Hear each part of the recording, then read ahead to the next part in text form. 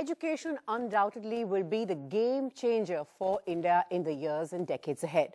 But the reality for lakhs of students and children across the country is that access to good quality education remains a distant dream. Coupled with that, if you're from an economically disadvantaged section, if you're from a poorer state, and if you are, say, a tribal, these challenges, of course, are just amplified. But the glass is half full. There is a silver lining. There are people doing sterling work and just showing the kind of real impact on the ground that people can make if they really put their hearts and minds to it. And it's an honor to introduce the panel that we have with us today. Up first, Dr. Madhav Chauhan, CEO Pratham, doing sterling work when it comes to education with millions of students around India. Also, Dr. Achyut Samanta, the founder of the Kalinga Institute of Industrial Technology and Institute of Social Sciences as well. Someone who's, again, working with thousands of tribal children, giving them a real shot at education and a new life.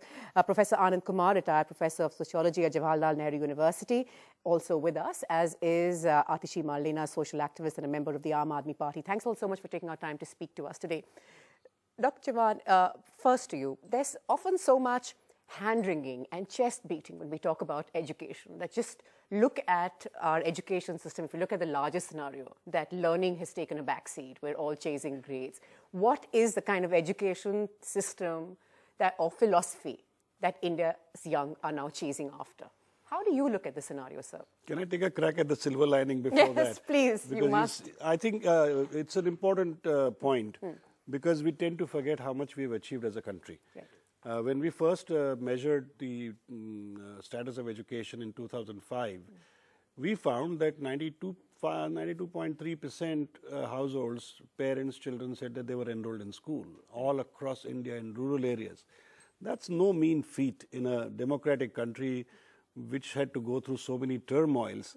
So while, NGOs are doing sterling work and all that is nice to say, I think the governments have done a good job in expanding the school system to the last village. We have to acknowledge that. Sure. Without that, Sure. a lot of things wouldn't be possible. Sure. Now the point that you make is about the aspirations. I think every successive generation wants more. Right. And as our economic growth, we start looking at higher numbers forever, I think the expectations have grown. And as the education has reached the last villages, people sense the opportunity that if my child can make it to a higher quality of education, then it's a ticket out of poverty. And there are ideas about what constitutes good quality education. I don't think anybody is really clear. Right. And whether even the rich are getting good quality education Right. is a question mark. What is good quality education, especially in the current context? Right. And I think everybody is clear. And the funny thing is, even children who go to air-conditioned schools, they go for private tuitions. Right. And so do kids in Bihar and West Bengal. Right. So everybody seems to be dissatisfied with the school. Right. So what is it that will satisfy everybody? Right. What is it that will give everybody a level playing field? Right. But do you think we're any close to understanding that or trying to tackle it? Because level playing field in a country like India comes with its huge challenges. Well, first of all, the large opportunity. I mean, I give the example I gave the example of the Indian cricket team, which was dominated by Mumbai, Shivaji Park once upon a time. And now look, with so many kids coming in and the idols are not from the big cities anymore. It's not right to pretend somehow that I know the answer or you know the answer. Sure. I think the people everywhere are trying to look for these answers and they will emerge. And I think that is key. That is Yes. key, the effort to look for it. Dr. Samanta, Dr. Chauhan there mentioned this aspiration that we're talking about. Has that been your experience as well? This hunger, this desire to grasp the best that you can get and change your story? It has been our own experience. Through the education line, we have been working for the last 24, 25 years. When we started one small organizations like KISS, Kalinga Social Science, with only 150 children, at that time, it was so difficult to convince the parents to send their children for the education. Right. But now in the last 10 years, we have been experiencing, we are getting 50,000 applications in KISS from the poorest of the poor, ignorant, superstition, tribal parents. They have been aspired to put their children to get the quality education. That is 100% true. Atishi, let me tell you, so when we look at an urban area, let's look at Delhi. The numbers, there's such a big demand-supply mismatch. How do you see that changing? Well, see, actually, the demand-supply mismatch happens because there's a few institutions which are perceived as the only ones providing quality education. And as Madhav rightly said, while there are questions about what constitute quality, but I think the bigger question that we need to address, and we as the Delhi government are looking to address it as well, is to how is it that the government can provide good quality education to every student in the city. It is, after all, in the last resort, the responsibility of the government and not of private education players to provide this education. And there's no country across the world that has developed without the state providing high quality public education. And I think that is really what governments need to be focusing on. Yes, there is a silver lining to the fact that there has been an increase in enrollment. Now more than, I think, 95% of students are entering schools. Just getting into school is only sort of one little battle or one little challenge that we meet. Our numbers look good, but then what? Exactly. And I think the state of schools is extremely worrying. Delhi might be better than other parts of the country, but I think that as Pratham brings out this report year on year, we get to see that the quality of learning is, I think abysmal is probably an appropriate word to describe it in terms of what is happening in the schools. And I did want to... And until we bring the focus on quality and not just in terms of building of schools, the number of toilets they have, yes, they are all important, of course they are. But what is it that the children are actually learning in schools?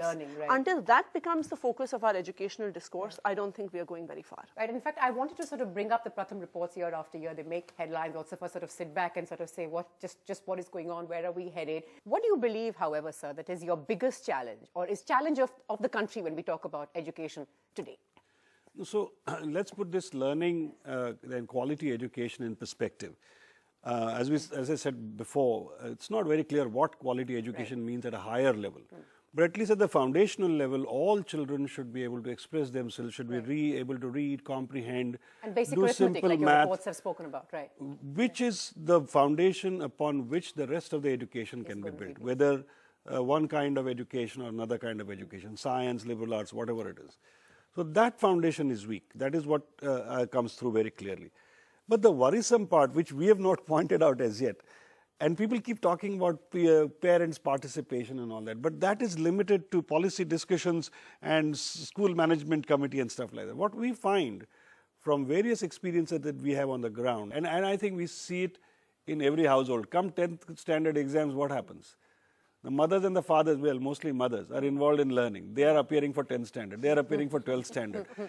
And this goes on, and we know this from our day-to-day experience. But we seem to ignore that. And what has happened is the school has been isolated from the village. Right. The teacher is not connected with the parent. And if there is only, it's only to complain, so-and-so is not doing, bahut badmashi karta hai.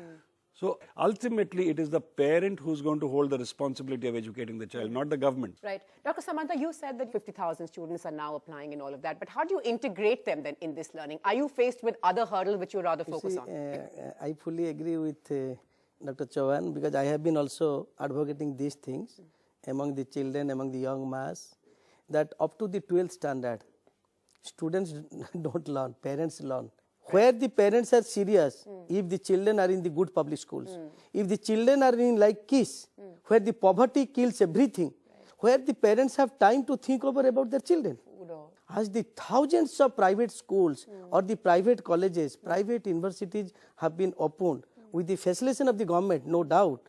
Now this education has reached with every house. Right. Unless until in the coming years, there will be quality private players, then we can't see the good education in entire India. But this is also a scenario where we keep hearing about the business of education. And that's now, Professor Anand Kumar, becoming a very serious concern. Who are these people? You drive out from Delhi to Meerut, you'll see MIT 1, 2, 3, that's Meerut Institute of Technology 1, 2, 3, the suspect, and all of that. So do you think we're talking about that enough too? At the moment, we are becoming more and more concerned of the possibilities which are there within the educational system to get into a better life, social mobility, economic mobility.